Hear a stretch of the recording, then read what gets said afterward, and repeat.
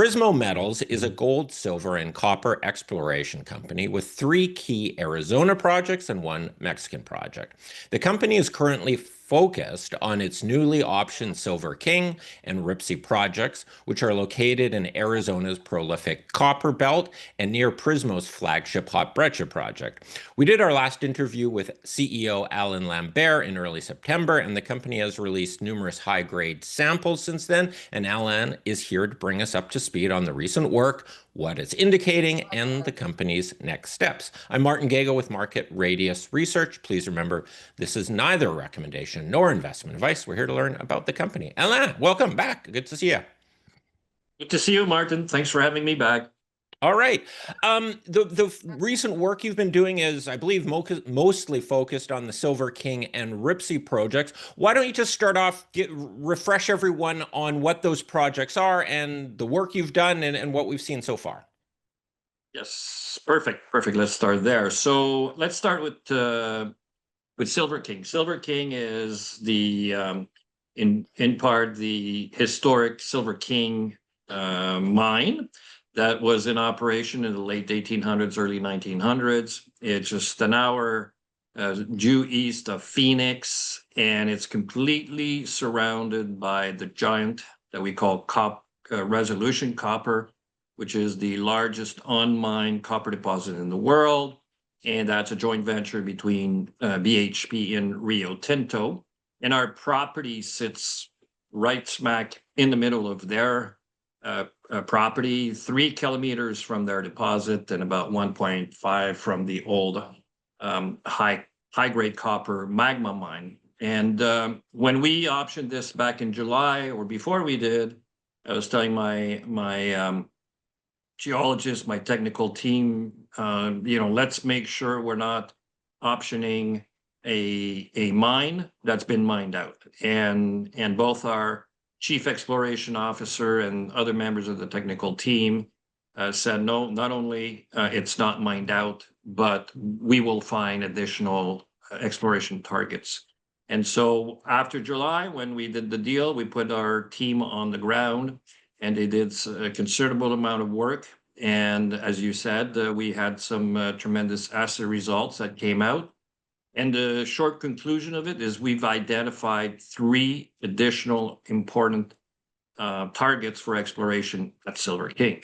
Are you going to do some more sort of general exploration work, or is doing some more drilling at the time the next step? What are you going to do now?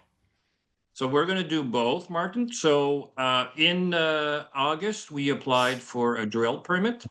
And the first phase of drilling is at least 1,000 meters. And that's going to be done in the vicinity of the mine itself. We also have plans to do additional drilling and target some of the new exploration areas that we've identified through field work. And we will also do additional exploration in the form of IP, so a little bit of geophysics in the area, and additional sampling, geochemistry. And so we'll have it all going on at the same time at Silver King. And on the Ripsey project, are you giving a lot of attention to that right now? Well, we did some initial work, Martin, there in terms of surface and sampling. We want to go back. We want to do more mapping and better understanding of what we've got there. Ripsey is an old high-grade gold mine, and our samples were described by our chief exploration officer, Dr. Gibson, as being spectacular. I don't know if you've ever heard a geologist talk about results as being spectacular. That was my first time. And Dr. Gibson is a purist. And he's a very conservative man. But we were able to establish 600 meters of strike length from the old mine going east. And so we were very pleased with these results. And we will be back to do more surface work and more mapping. Of note is that Ripsey is entirely patented land. So if and when we decide to drill, there's no permit that's required. We can go on and it's our property, it's private land, and we can drill. right now the focus is Silver King. You have announced a small equity raise, and I guess that's to fund the next steps of the exploration work there. That is correct. So most of the funds from the current private placement are allocated to drilling. And the more we raise, the more we're going to drill. And as I said, the first phase is to find out what was left behind at the mine. We've got all the reports, we've got old maps, we've got all cross sections. There's been observations and pictures that have been shared from the underground. So we want to find out, get a better understanding of what's there. And then as phase two, we will be looking at drilling some of the new targets that we have found. And maybe a quick note on that. So one is a polymetallic vein that's just a little bit to the east of the mine. And we assayed that, and it's the same minerals that are present at the mine. So we think that it's probably a fairly compelling additional vein to be drilled. And then further east is a porphyry-related type mineralization. It's never been drilled. The polymetallic vein has never been drilled. And so we want to get a better understanding of these two targets. And, remember, if we're going to drill a porphyry style mineralization, 3K from resolution, I think it will catch people's attention fairly quickly.